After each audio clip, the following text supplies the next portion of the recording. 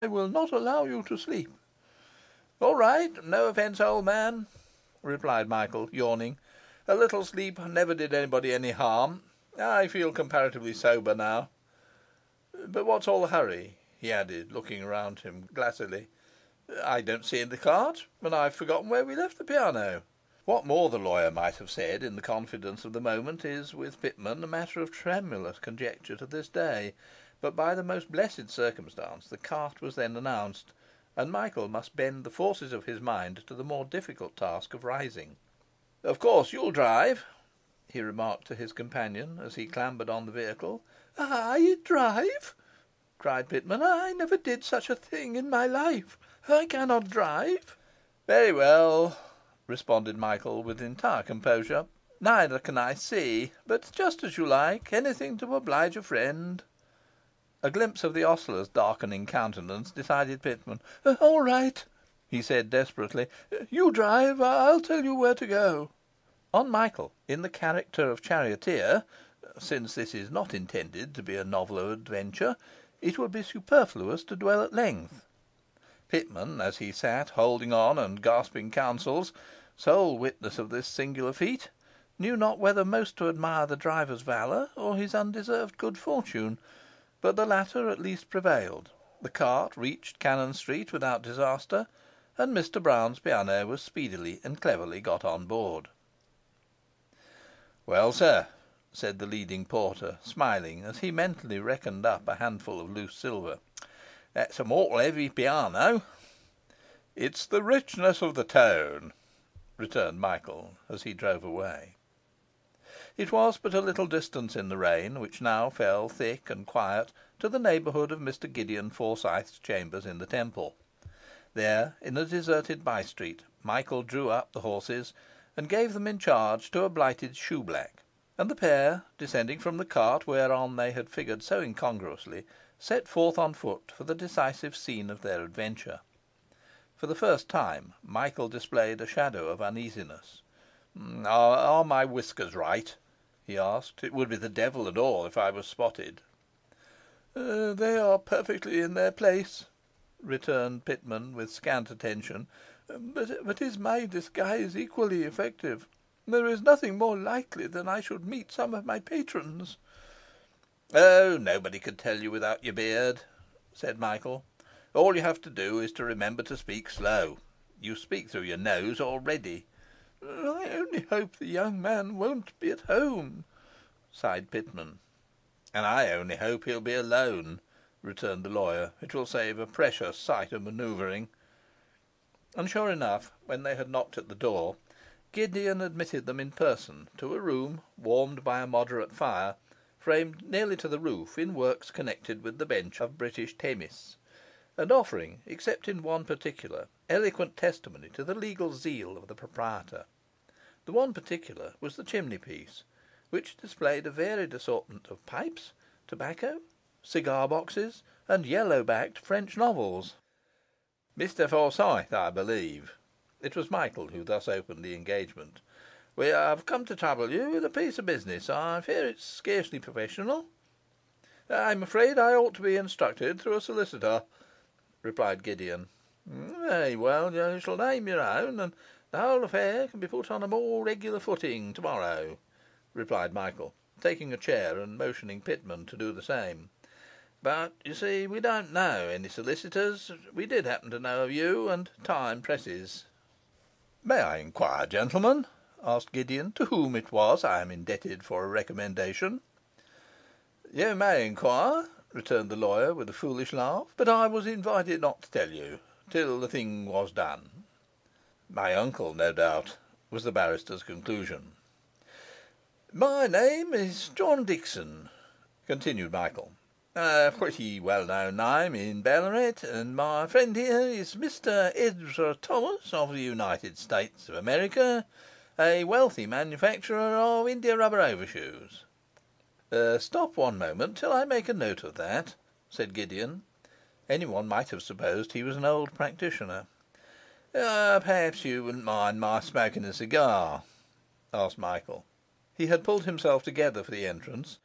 Now again there began to settle on his mind clouds of irresponsible humour and incipient slumber, and he hoped, as so many have hoped in the like case, that a cigar would clear him. "Oh, certainly," cried Gideon blandly. "Try one of mine. I can confidently recommend them." And he handed the box to his client. "In case I don't make myself perfectly clear," observed the Australian, "it is perhaps best to tell you candidly that I've been lunching. It's a thing that may happen to any one."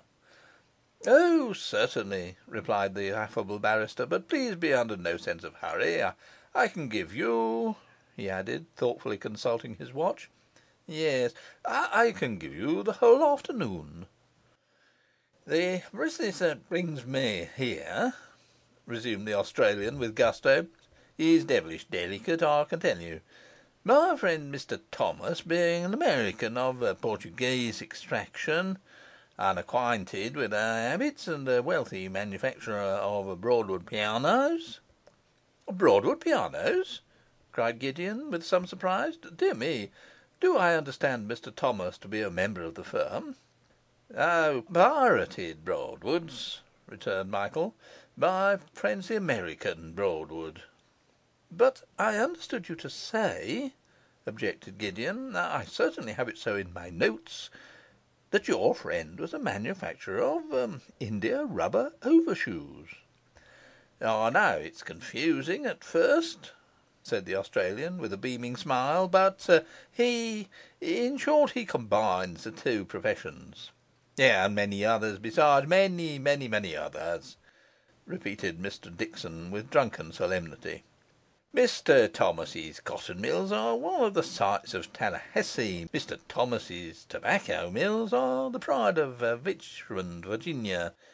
In short, he's one of my oldest friends, Mr Forsyth, and I lay his case before you with emotion."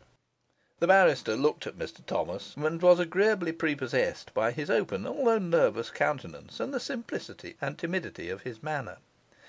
What a people are these Americans, he thought. Look at this nervous, weedy, simple little bird in a low-necked shirt, and think of him wielding and directing interests so extended and seemingly incongruous. "But had we not better," he observed aloud, "had we not perhaps better approach the facts?" "Man of business, I perceive, sir," said the Australian. "Let's approach the facts. It's a breach of promise case." The unhappy artist was so unprepared for this view of his position that he could scarce suppress a cry. "Dear me," said Gideon, "they are apt to be very troublesome. Tell me everything about it," he added kindly. "If you require my assistance, conceal nothing." "You tell him," said Michael, feeling apparently that he had done his share.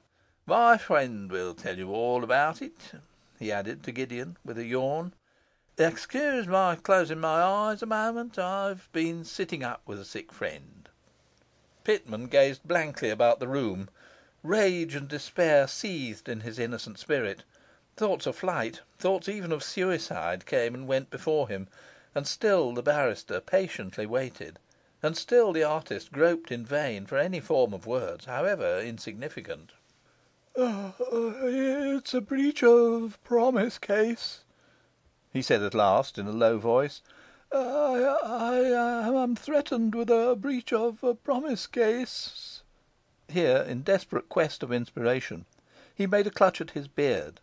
His fingers closed upon the unfamiliar smoothness of a shaven chin, and with that, hope and courage, if such expressions could ever have been appropriate in the case of Pitman, conjointly fled. He shook Michael roughly. "Wake up," he said, with genuine irritation in his tones. "I cannot do it, and you know I can't."